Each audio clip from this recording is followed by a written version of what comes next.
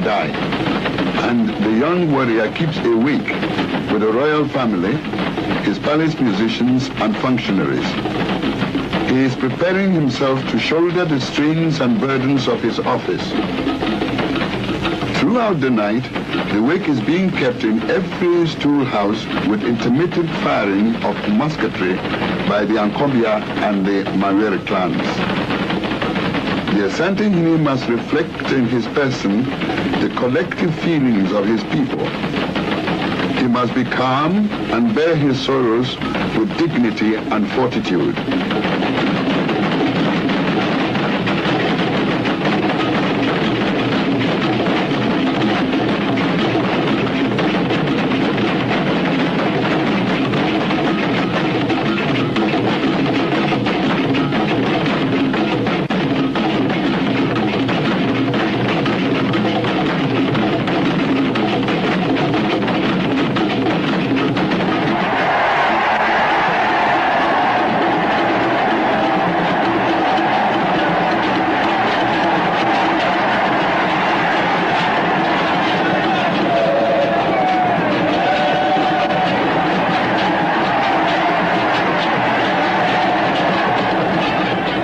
Next day, the Asante warriors and mourners sing war songs as they march with their commanders to pay their last respects to their commander-in-chief, the late Asantehene, Nana Otumfuo Sir Osei Agyman II.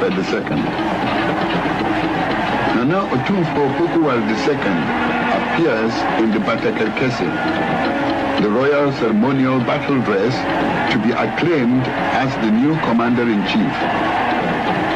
Preceded by another symbol of his office, a stool, he joins the procession.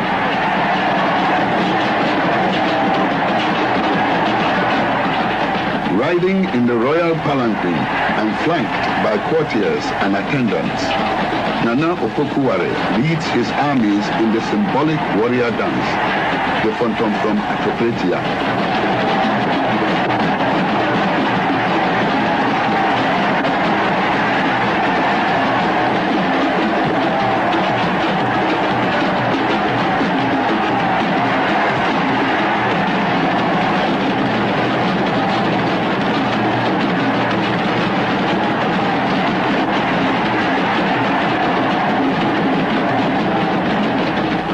On foot are the household guards, the Otumfuo, in their ceremonial dress.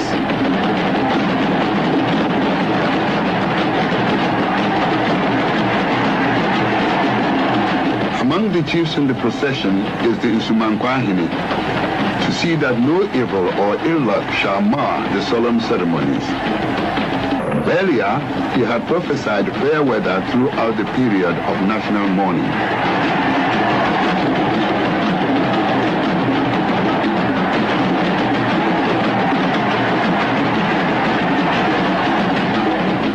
In his feathered cap is the bearer of the Mpomponsio's state sword, the Excalibur of the Ashanti Kings. And still, the mourners come in ever-growing numbers. And the Mampohene, who has had to supervise the earlier burial arrangements and the enstoolment of Nana Opoku Ware II, leads his people to the site for the gun salute. Nana Opoku Ware salutes and bids Nana Prempe a last farewell.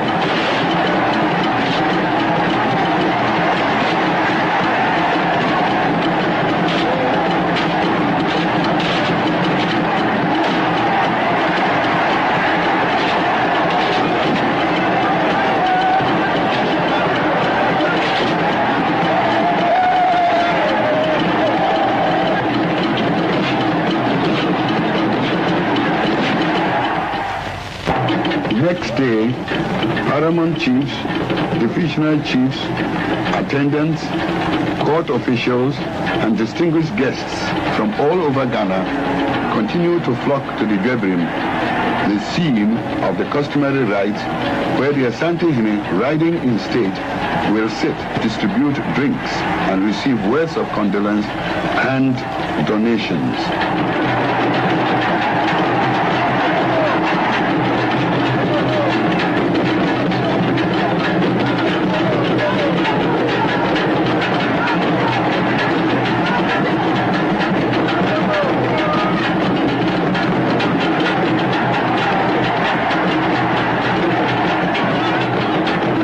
by the shield bearers with the fascinating shield dance, the lady members of the royal family have come to greet and comfort the Asantehene. With them is the mother of the nation, the Queen Mother of Asante in deep mourning. Clad in the company mourning cloth and symbolic family fronds, the Asantehene sits in state to receive sympathizers who have come to mourn with him. These include representatives of the houses of chiefs, wing chiefs and commanders and occupants of princely stools like the Chidomhene, the commander of the rear army, and Nana Mampohene, the occupant of the silver stool, is also there to pay homage.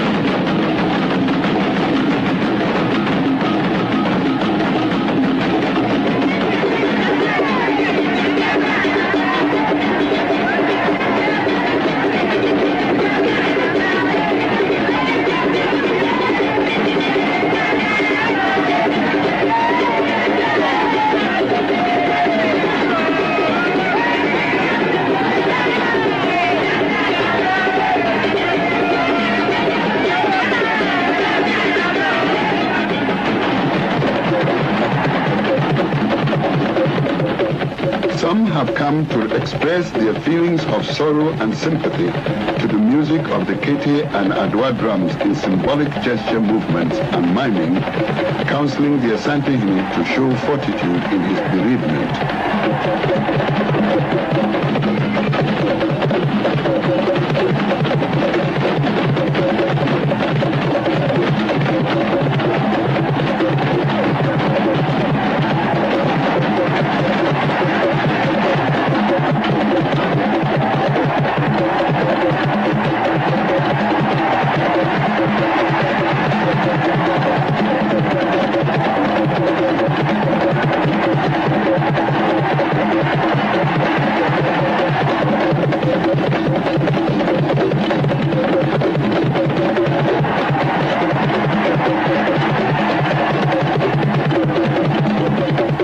As an expression of traditional friendship, the Yana has sent a special delegation of chiefs and dancers and a lady musketeer.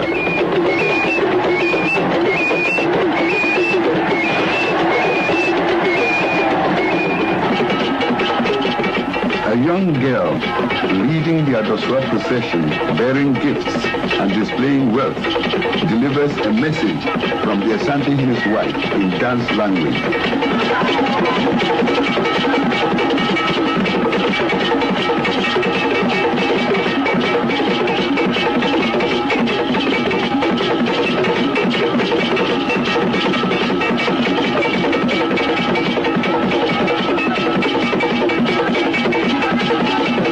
You are not alone. I share your sorrows. Be strong to support me, she says, as she hangs the Awisiado necklace round the Asantehene's neck. The Asantehene's cousin-in-law sends a full retinue of Adoswa maids in waiting and the Adoswa Hima, the Adoswa Queen, with a similar procession to exhibit her traditional burial articles to the rhythms of the royal Kete drums.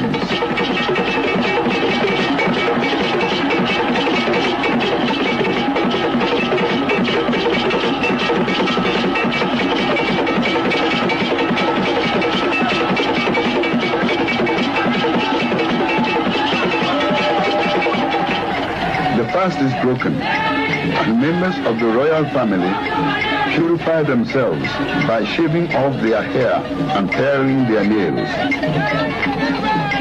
These are collected and deposited in the Abuchiakrua, the funeral urn, as a sign of love, solidarity, and continuity of the life cycle. Amidst drumming and firing of musketry, the Rempehini, the chief of the people who hold the secret of the royal household, The stool carriers and the Bantmahi returned from a secret grove with the consecrated stool of the late Sir Osei-Agyman Prempeh II to be added to the stools of his predecessors in the Stools Chapel. Throughout the previous night, the selected stool and the golden stool have been at an all-night vigil of ritual invocation for the spirit, Sunsum, of the late Asantehene to inhabit the stool as a shrine and a permanent memorial to his reign. The state mourning is over. The funeral urn has been deposited in a chapel at Bremen Mausoleum, and the path has been closed to death. A new reign has begun. The young tree which replaced the old has withstood the first stresses of its young life. From now, the new Asantehene Nana Opoku Ware may wear jewelry with members of the royal family. The late Otumfuo Sir Osei-Agyman has been born in the spirit world, and victory has been won over death.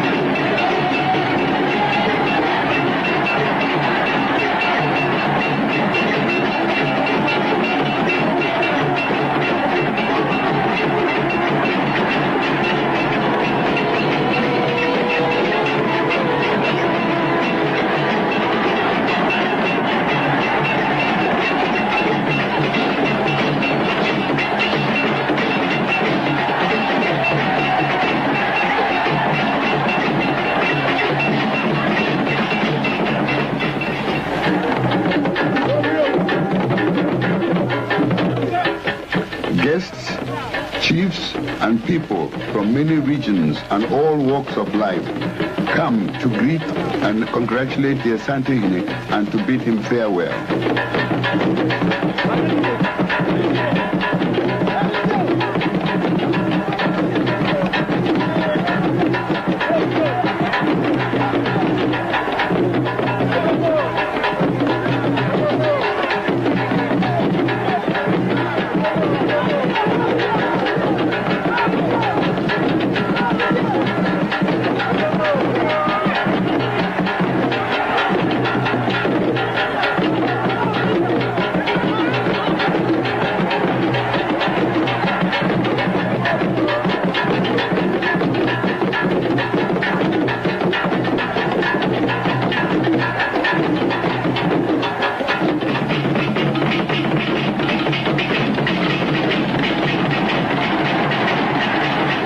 He is all smiles now as he moves to the Stool Chapel to commune with his predecessors. He carries a musket as the new defender and leader of his people. With the Atumpan drummers all hail him as the new moon.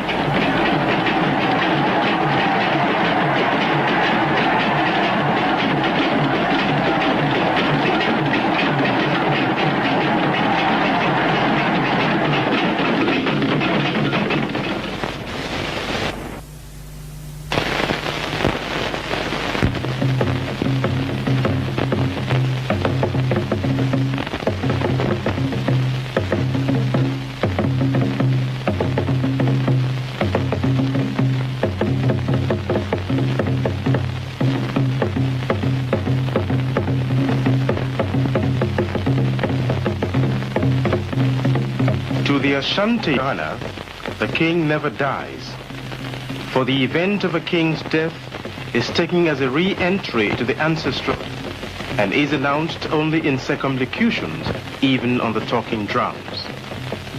The nation will nonetheless weep and wail to express its grief until a new monarch ascends the golden stool. A monarch who, in the traditional imagery, will restore to his people the shelter of their king's umbrella and thus save them from being scourged to death by the sun. So, as they pay their last respects to their king and master, these hornblowers are also hopeful that soon they will adulate another descendant of Osei and Poku and recount to him the history of the nation. To locate another eagle for the nation is the constitutional duty of the Queen Mother, now the regent. The process of nomination may appear smooth and easy, but there are always heirs to choose from, and rival claims for accession to the golden stool are made behind the scenes. The kingmakers of the royal household, that is, the occupants of the Jassi and Kobia and Manwere stools, may have to face an uphill task to come to a conclusion.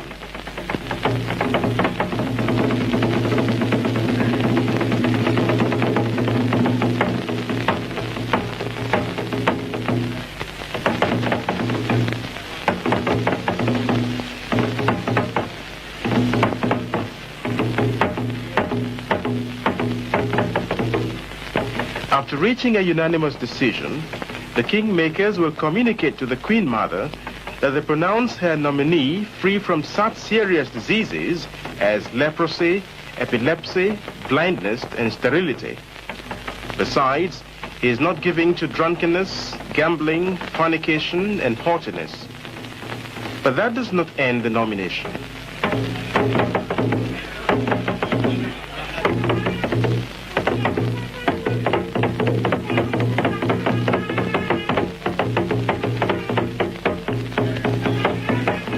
The same physical and moral analyses are done by yet another body, the Kumasi State Council.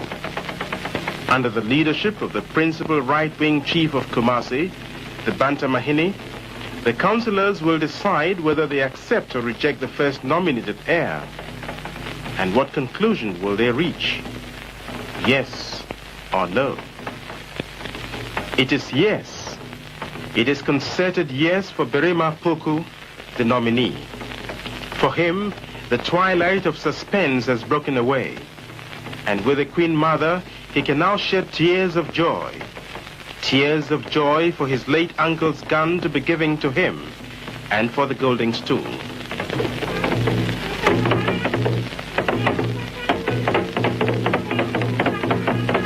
The grove of the historic priests, Akomfo Anoche, at Agona in Ashanti, being visited today on the occasion of the making of a new king, takes us back to history.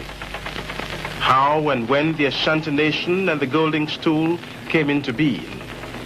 Until the end of the 17th century, Kumasi was a subject state of the Denchera nation, to whose king it sent gold, dust, and wives annually as tribute. With the help and wise counsel of the priest Anoche, the great ancestor chief of Agona, Kumasi was determined to break and cast off the yoke of service.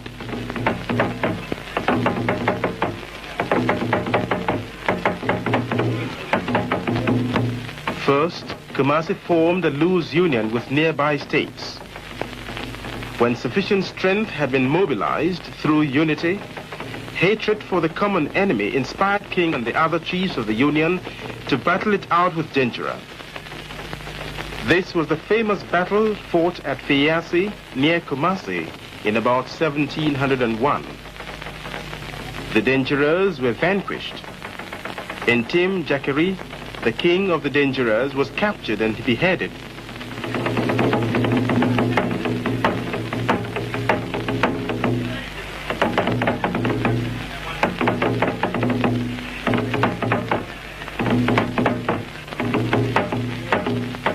Some of the weapons used to silence Denchera in the Battle of Fiyasi have been kept as museum pieces in the priest Anochi's grove at Agona.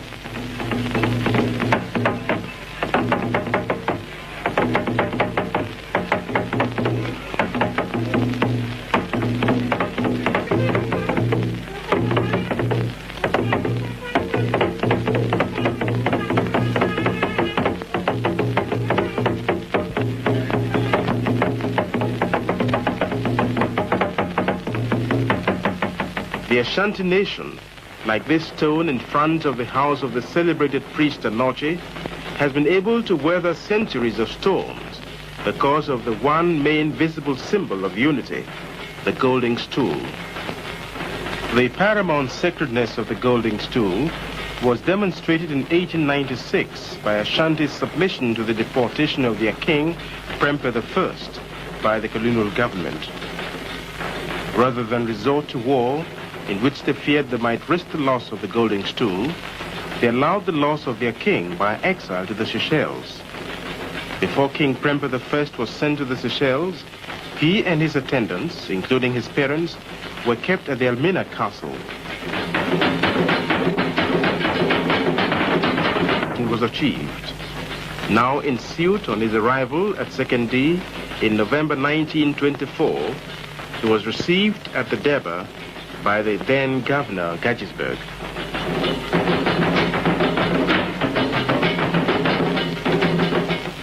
Today, the links of history continue to chain together as time moves on, with Berima Opoku Ware, the successful nominee to the Golden Stool of Ashanti. After a period of confinement following his nomination, the king-elect now emerges for a public introduction. On this occasion, the king-elect will also take the oath of his high office before the elders of the Kumasi state. To the people, indeed to the whole kingdom, Nana Opoku is coming to supply a vital spiritual link with the ancestors, a link which has been missing since the departure of Otumfuo Osei Ajiman Prempeh II for the spirit world. The ceremony of public introduction and the taking of the oath of office together constitute one of the important procedural and constitutional requirements that the king-elect has to fulfill before he can ascend the golden stool. Then, with Pomponsio's state sword in hand and facing the Queen Mother, he swears, "I am a descendant of Osei and Opoku, of Bunsu and Ajiman. I am a direct nephew of Prempeh. Today, the soul of Ajiman Prempeh has gone whence it came, and his gun lies idle. By your grace, and by the grace of the people of Kumasi, you have presented the gun to me. If I do not protect and govern you well, as did my forebears, I swear the great oath."